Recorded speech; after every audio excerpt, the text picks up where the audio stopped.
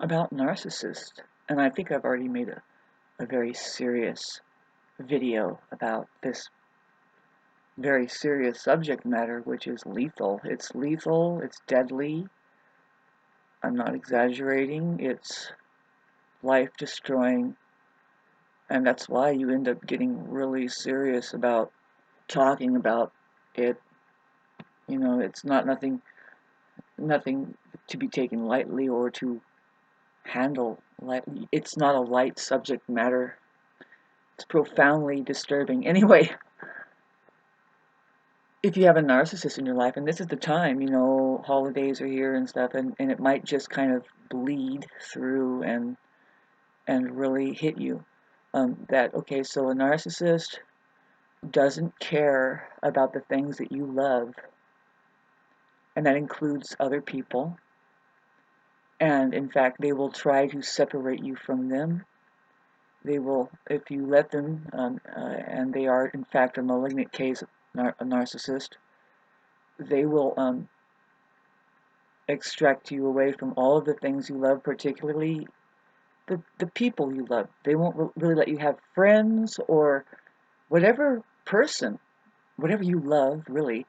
But particularly now, why it's so dangerous is the people that you love. They will just somehow extract you clean away from them, and you will be separated out from them, and there's where the deterioration and further, I mean, who knows what's going on now, you know. Um, Hard to tell if, you know, if that's really happening. No, but no. You see, everybody involved gets like everybody. It's like alcoholism, and of course, yes, narcissists. A lot of them can be alcoholics, and but the covert style narcissist babes, the covert narcissists, these are the ones who pretend that they are nice, that they are posers. They have a mask of nice. They can't go wrong with a lot of stuff going on in their lives. And you would never guess, I mean, unless you really looked, of course. I mean, you would notice they they conduct a strange, unhealthy, inhospitable, and in fact toxic is the word relationship uh, with their object of in their head. That's whoever it is that they are operating on there. It's called colonization, and it's not just from men that are narcissists. You know, it's women, and when women are narcissists, in fact, it comes hand in hand with psychopathy, because. And I'm not making this up. You look it up, and this is what the worldwide renowned psychologists are saying. It's because women are, if they get on the bent, which is a fully encapsulated mind, they're imagining a life to be, by the way. Um, well, it's because, why psychopathy for them, hand in hand, like, is because they are, women are naturally in a position of caretaking, being in control of somebody, like, you know, subjecting somebody else, like, you know, like a child or something. They could easily, they will tend towards, in fact, if there's a history of this, which there is, and this is how we're getting up with these terminologies, we see it because they're ruining their own children's lives, because they can't care. Narcissists are so incredibly stupid, because they think of like a toddler. What I mean is, like, they'll just go back for the obvious, and having children is one of the things that they just automatically think. You mean I'll never be alone? Automatically, I'll be loved, and I can control somebody for their own good. I mean, I can just dictate. I can just spend my entire. I can fill time puppeting, being a puppet to someone. Well, that always kind of fall through. It's fascinating to see how a young child who is trying to become alive and reaching for their rights, and just like they come out, and it's really just a gasp for all of that, amongst what they're subjected to, calling themselves new parents. parrots, sorry. And then so they think that they can tell them something besides what's happening in reality. You know, have you guys engaged with that yet? You know, a child is always wondering, like,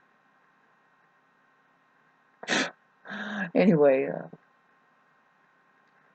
the narcissist keeps you away from all the things you dearly love. They don't, it's not that they do it on purpose, but see, they don't care. They don't care. And in fact, whatever takes attention off them in such a way is a threat. Uh, it's a very different game they're playing compared to the person who's technically alive. See, a narcissist is locked in a living dead zone, which is their mind.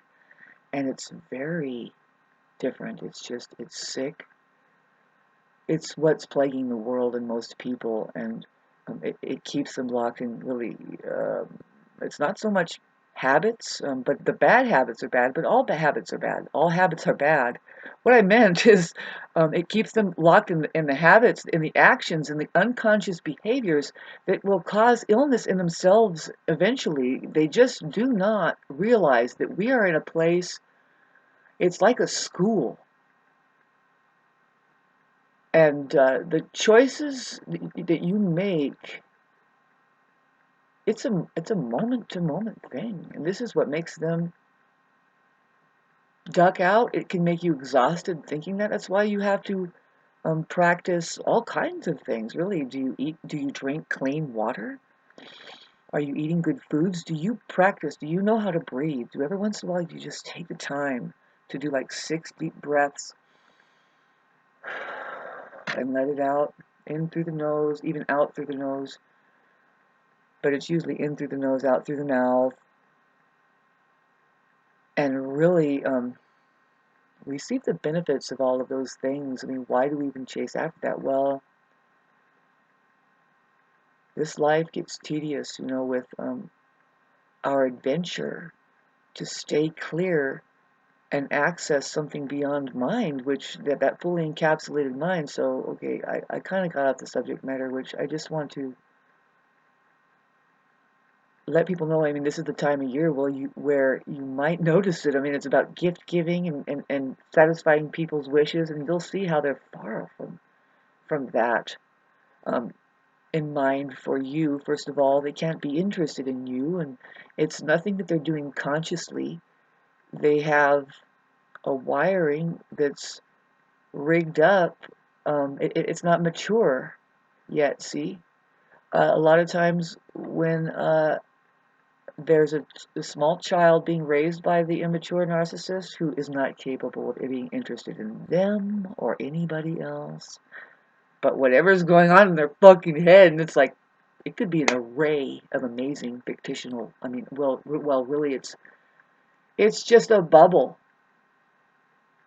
that is, in fact, struggling not to be popped, and that's why you will walk on eggshells just to. They want control. And a small child, they're not stupid. Well, by the time they get to 6 years old, they will have already separated their identity out. That's what they're supposed to do. It's called individuation separation. They want their own mind, and they begin to realize by a survival technique that is more advanced than just the mechanic of mimicry. Mimicry is the first thing that happens, and the narcissist is like, yeah, this thing loves me because it's acting just like me. It's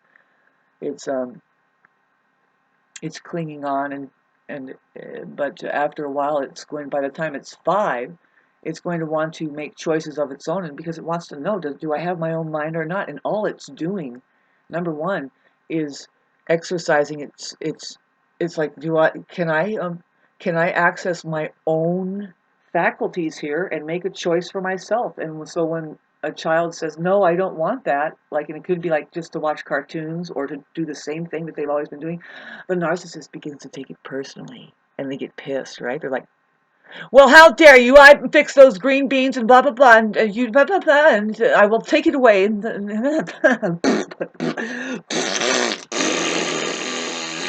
Get away from them! Mind your own business! Because it's mimicry up to there. when they find out that you can care less, but you're just trying to keep shit under control like a fucking, what is it? It's like a non-human fucking robot. Just stamp it together and you're safe. It's a whole different world. It's a whole different world when you live in fear and in the mind. It's a whole different world than reality and living in the heart and the truth. A whole different world. I can't even sing to you more enough about that. But the fair warning is, yeah, this time of year, you'll notice, yeah, they don't care about what you really need that would really enhance you as you, because some of them may become conscious of it and they could be mixing it all up, and it's very devilish, if they are the leader or something like that, they are the breadwinner and they are going to provide you something. It's always awkward. It's like, well, can you just give me money instead and I'll go get what I need? And instead they'll get you the most weirdest thing and you better be happy with that. And it's like, it's really not the thought that counts, you fucking mental cases. Can we change some of that erroneous things? We will. We kind of know what you mean, but you don't even qualify to go there. Tell us about the mind and let's see what really counts. They are counting too. It's always a game to win, but they're always feeling depleted, right? And then the only way that they can feel anything different is just another downer, and it's like, fucking A. So to get up for them is just to have control and take you away from what you love and create something, I don't know, and then eventually no. You have to be really careful, because if you're coupled with somebody who can give a fuck about you and you don't know it, it's a battle for your own love. You better take care of yourself. They will kill you. Have a good holiday.